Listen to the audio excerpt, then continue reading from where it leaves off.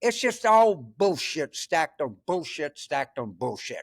And until people learn to treat it like that, and as if he's going to annex the Panama Canal or Canada's going to be the 51st state. I mean, get fucking real. But he certainly does drive the conversation. James, I'm going to try something slightly different this week. There's so much happened. I'm just going to kind of just in shorthand form, go through 5 or 6 things and then turn it over to you. And you tell me what it all means. Trump accept a $400 million super jet for his presidential and then personal use from Qatar. A gift of that size is not only unethical, it should violate the Constitution's emoluments clause. But Trump said, Sam Snead used to say, when they give you a putt, you always take it. The biographer of Sam Snead said that Snead never said that. Trump is shaking down his cryptocurrency investors, where the Trumps may walk away with billions and some of the suckers get stuck with a bill. With fanfare and an adoring Robert F. Kennedy by his side, he signed an executive order that he says is going to dramatically reduce drug prices, except it won't. It has no teeth, and it was embraced by pharma. The big drug lobbying firm. Trump and congressional Republicans are assembling the big, beautiful budget bill, which they say is going to be painless, except about 8 million Americans would lose their health coverage, some nursing homes would close due to Medicaid changes, and $5 trillion would be added to the budget, while the rich people get to keep their tax loopholes, including the indefensible private equity carried interest loophole. I'm almost finished. Trump, accompanied by business lackeys, including the publisher of the LA Times, is in Saudi Arabia with everyone praising the Saudi crown prince, MBS, who you may remember only about 6 years ago ordered the execution and dismemberment of Washington Post journalist Jamal Khashoggi. Finally, Ed Martin, who was too dumb or unqualified to become U.S. attorney in Washington, has just been given, that's a job really for a Fox News host, has just been given a new job at the Trump subsidiary, the Justice Department, and he's going to review all the pardons that Biden gave, but not Trump's. So putting this all together, James, tell us what it all means. Well, first of all, let's just talk about corruption, okay? This is what we know now. Do you think they're going to stop? Of course not. It's going to continue to get worse. That's why I think the Democrats, we've talked about this, need a simple thing to explain. As I understand it, the way that ethics works in the federal government is federal employees have a code of ethics. Actually, congressional members have probably not the strongest thing you've ever seen, but they do have one. And there's not very much that applies to the executive branch. So Democrats should be for proposals say the code of ethics of federal employees should apply to every person employed by the federal government up to and including the president. Why can a meat inspector in Minneapolis not take a bribe from Hormel, but the president of the United States can essentially take a bribe from Qatar? It doesn't make any sense.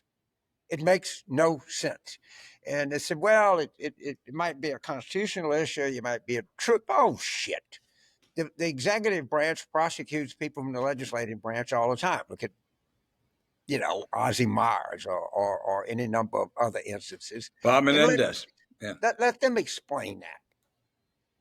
You can't tell me that we live in a country where a meat inspector, a park ranger, an airline controller. So should we let United Airlines pay an airline controller to make sure that its plane land ahead of American planes, the Delta planes? Of course not. We would be outraged. That would be illegal. Couldn't do that. You're not supposed to do that. Yet, you're watching it just right in front of you. They're selling the meme coin or whatever they call it and inviting the people to the White House, selling places at the White House Easter egg roll. It's so staggering. You can't believe it, but you got to stay on it. And I think the plane actually broke through. I don't think that's even close to the worst thing they've ever done, but it broke through.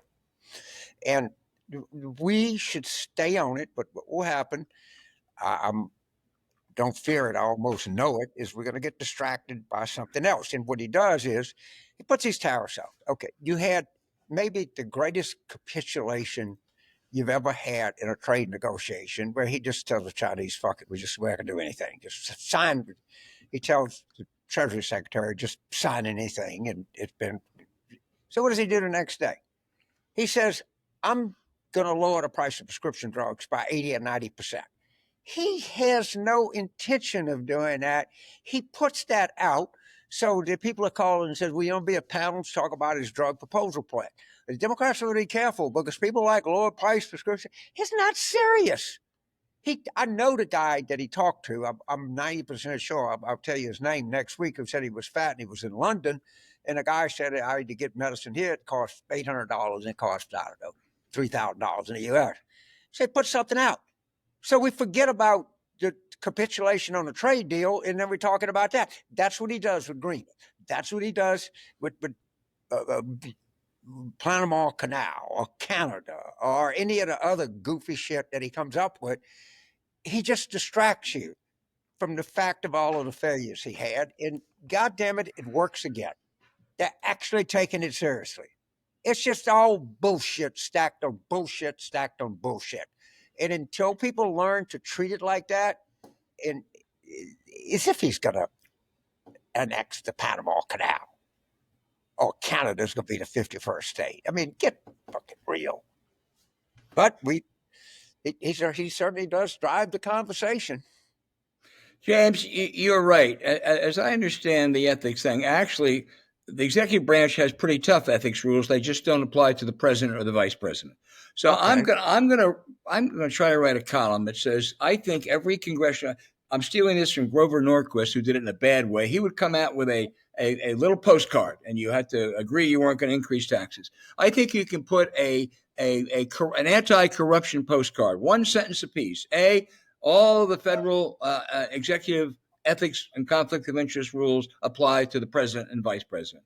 B, members of Congress cannot trade stocks. C, that all federal contributions ought to be disclosed. And D, the Supreme Court should follow the same ethics and conflict of interest as other courts. One sentence apiece, every one. It's all anti-corruption. They can't say it's intended just for Republicans. It affects Democrats too, because I do think it's resonating. I think the plane, which I agree with you, was not nearly as bad as the crypto scam they're pulling off, but people understand it. And I think give a postcard to every congressional candidate and then publicize. Do they sign it or not?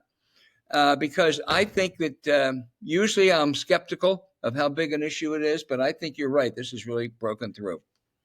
The thing about the issue is it's going to keep coming because they're corrupt and they're not going to stop being corrupt. All right. So just play to the cup. It's coming more your way. And I think people, we keep saying they get away with it. He has gone from 52 to 40. All right. People are noticing something, and we got to keep plodding on, And again, last night, in Omaha, at 12 years of a Republican mayor, the Democrat won by 8. Don Bacon he's burnt. He's burnt. For sure. Yeah. James, I'm going to recommend everyone out there. I'm going to plug another outlet, the Atlantic, Digital Atlantic. There's a piece written by J. Michael Ludig, who was one of the most revered conservative U.S. Court of Appeals, almost made the Supreme Court under Bush. And he has written a piece called The End of the Rule of Law in America that goes through everything Trump has done. And we've talked about this before. He does so much, as you said today. Today he'll do some phony healthcare thing. Then he'll talk about Greenland. Then he'll talk about something else.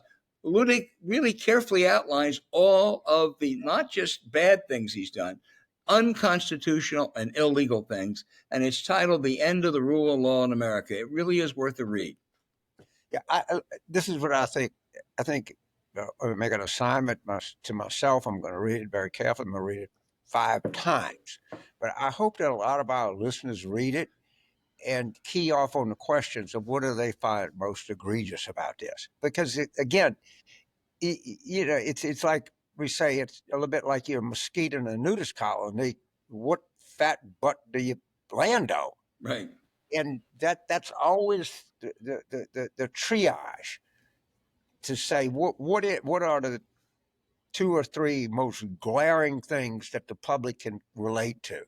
And sometimes the public doesn't always relate to the biggest crime. It's the most understandable. And the airplane is certainly something that people understand. Right. But we just got to keep minding this. And I want to read Judge Ludick's piece 5 times to siphon through it. And you're right, the guy was like was being on the Supreme Court, almost buzzed. He was general counsel of Boeing. He was I don't know how many years a federal appellate judge.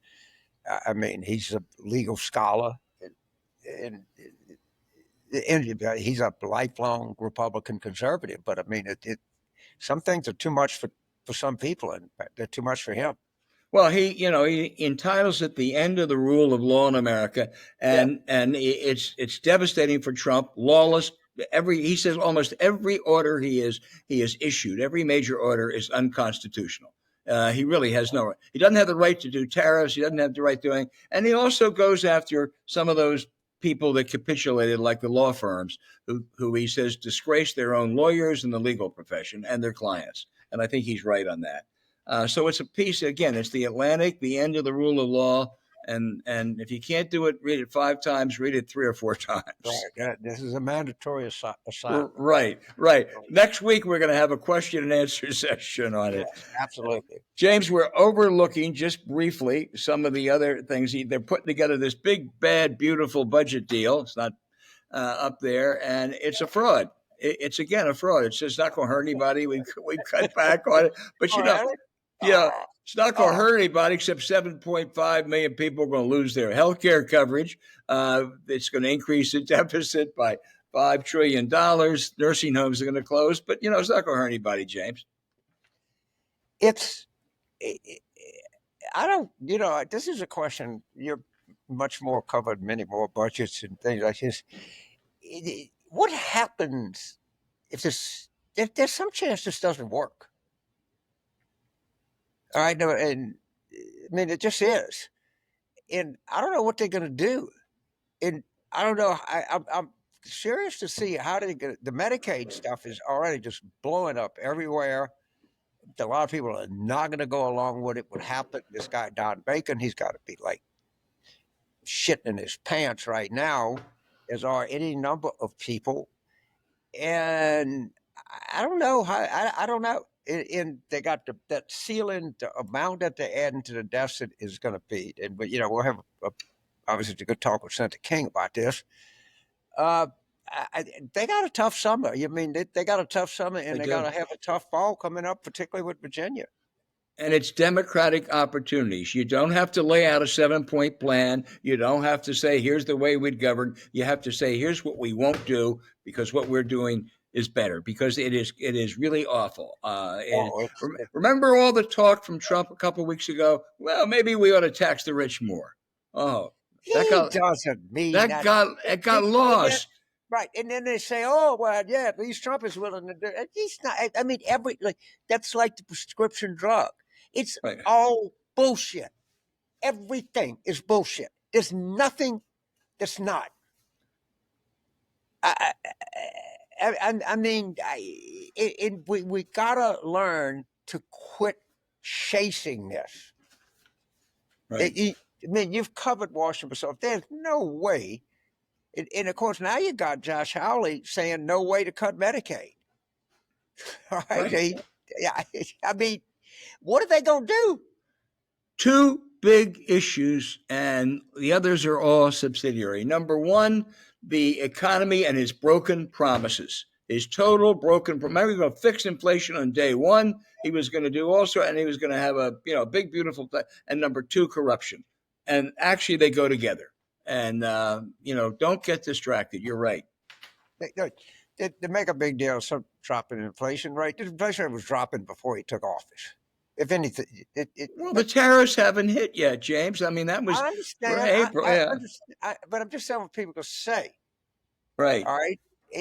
But it doesn't. It's not a. don't get distracted from the criminality